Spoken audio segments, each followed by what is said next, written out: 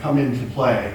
And a couple of the ones that I'm going to talk about first, and I'm just going to very lightly touch on a couple of these topics because Drew is going to address some of these later this afternoon when he does his timecode presentation, but I kind of wanted to give you an idea of what this looked like. And then I'm going to show you kind of a cool little hack that we came up with for integrating live video into your Finale renderings. So let's start off with a challenge. I'm going to switch over to my other screen here. Okay, so this is just a very generic, basic stage set. You can see the timeline down here. Goes all the way out to 24 hours. It's very typical in the live entertainment world that you have a number of different songs in the set. And each of those songs, typically, they will put in their own separate block of time. And generally, we separate those blocks of time in whole hours. So what you see over here at the beginning of this script is one song that's at like 2 hours, one that's at 3, one here that's at 7, one that's at 13. Now there's pretty much everything. This show had over 30-some songs in it. We actually just, these are the pieces that actually had pyro elements in it. So what typically happens in those situations is the client gives us a show track that has the music on one channel and the time code striped on the other. And just in the last 8 months, the features that Finale has added to allow for this is really, really awesome. So in the past, we would have to basically create a separate show file for each of the songs and then download individual tracks, or we'd have to go in and manually offset everything according to the times to make it all line up to time code. Now, with one click, you can load your songs into the music file window, and Finale will automatically sync it up onto the timeline, which is extremely helpful. So you can kind of zoom in on any of these particular areas here. So like if I click on this over here, and we just double click that, that brings you into the timeline script area. And then you can kind of zoom in on the individual cues. If I pop over here, you can kind of see what is going on.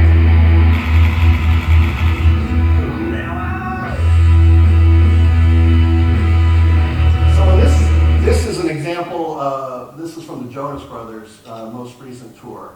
And so, we'll pop back out here to the full screen. If you come into any of these segments, you can see these are just very simple segments.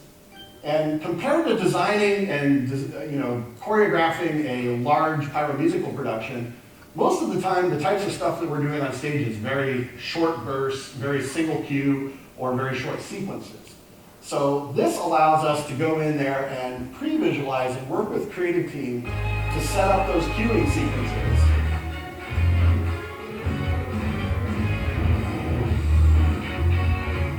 Seems pretty simple by comparison to some of the types of things that we do when we're doing a pyro musical production. But that's one of the things that's kind of nice as well, is that it is a little easier to set up. So this is a little sequence from near the end of the show. This one has kind of some stage product as well as some large-scale integration to it.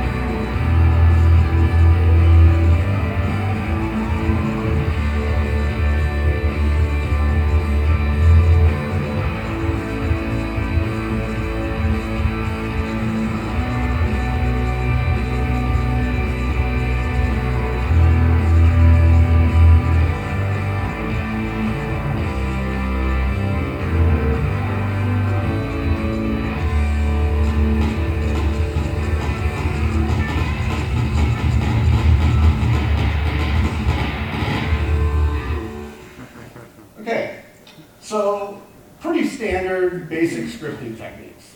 But as you can tell, when you look at what we can do in Finale, I mean, I will say that I have not seen any other simulation program do as well as they do with particle engines as far as simulating the fireworks. There's a lot of other applications out there now that are doing pre-visualization for lighting and lasers and everything else, which is really nice, but it's kind of challenging when you don't get to integrate some of those elements into here. So I've come up with a couple of ways that we've done some kind of creative scripting hacks, so to speak. So the next thing I'm going to show you is what we ended up doing, and you can do this very simple with your systems as well. I'm going to switch over to a different window here, and I'm just going to bring up this little sample show that I did for the Reputation Tour for Taylor Swift. So actually, before I even show that, I'm going to show you the finished product first. So what we're going to look at first here, this is an example of integrating your finale rendering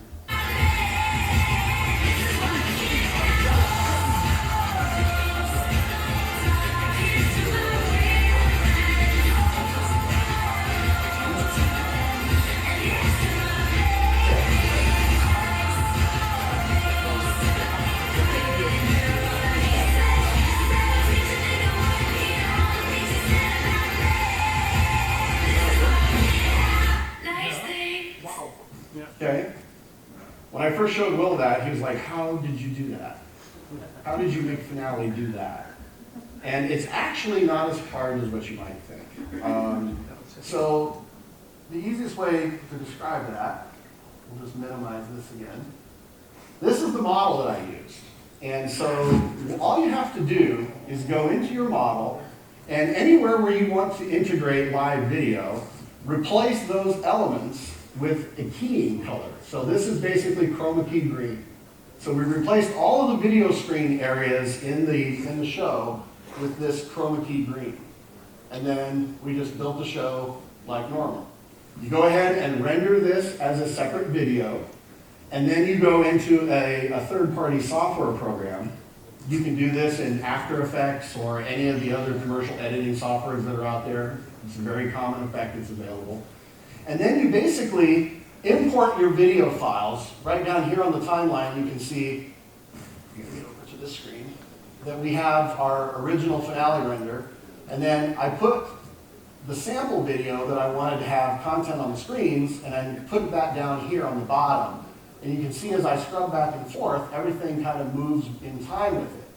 Now with the keying software, it allows you to take that video and kind of move it around on the screen and scale it to fit the size of your video.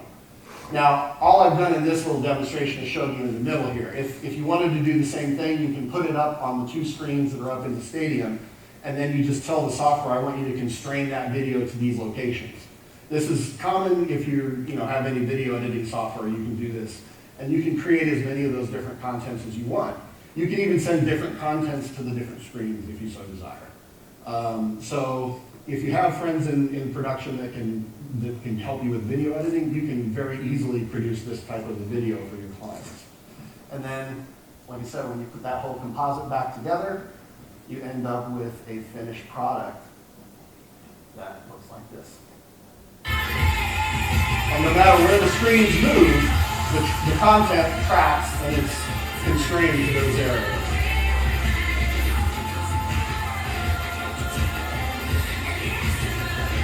So that is a very creative use of chroma key to produce a really comprehensive integrated video element. Okay? Any questions? If we got just a couple more minutes, I can show you another example of. Good? Okay. So there's this little project going on right now that some of you might have heard of. This is the Eras Tour. So as pyro events go, it's not a very big pyro show. There's a lot of other physical gags going on this tour. But really there's probably less than 400 or 500 pieces of pyro. A lot of flames, a lot of smoke, a lot of streamers and confetti. But generally, in this particular situation, we've modeled the stage here. This was a stage that we brought in off of a set of production drawings, converted it into a Google SketchUp model, and then just basically plugged in all these positions. So I did this as two separate pieces. We have the kind of the aerial, the high-level positions, And this is kind of the finale of the Eras show. So very basic as far as pyro goes.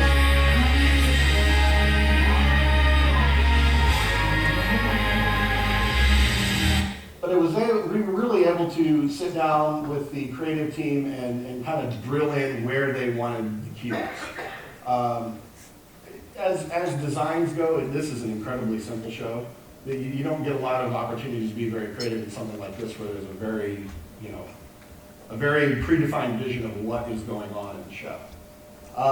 Where they wanted me to really focus on was, bigger positions or things that are a little bit more challenging sometimes, like doing waterfalls. So in this show, we actually had a 120 position waterfall that had to happen. And so the way that we ended up doing that, I'm just going to switch over to the waterfall render. Here's the stage, and what we've done is we've built all of the positions here for the waterfall on the downstage edge of this truss.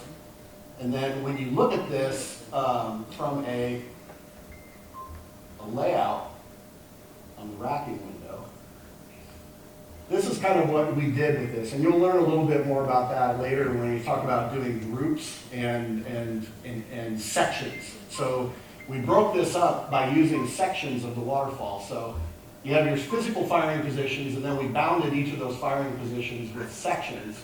And then within those sections, we were able to constrain the individual pins that lined up with the integrated module. So we put a module in every batten because we had to change these out, every day to reload a whole new show. So in this case, you just pick up one 15-foot batten and plug it into its position on the truss, and everything was pre-built on the ground. And then all of those cues all aligned within these different areas.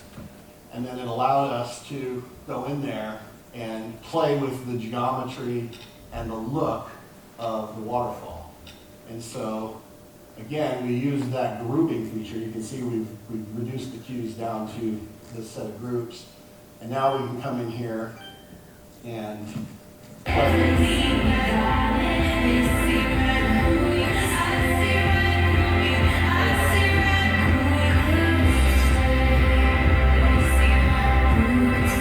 So this was an earlier design in the show that they were looking at playing with the geometry of the waterfall. At first they thought it might be nice to have it open like a curtain, and then they wanted to see the curtain start to close from the inside out and then reappear. So you'll see that transition period here.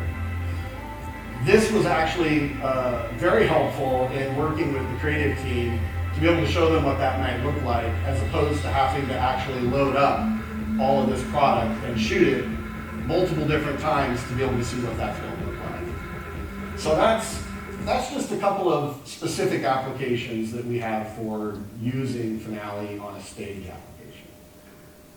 I guess if you have any questions, I'd be happy to answer them, or if anybody has any questions about challenges or things that you figure out. I'm very interested in sharing ideas with anybody who's come up with clever ways to use the system to produce these types of effects. So, any questions quickly? Or? All right. Thank you for your time.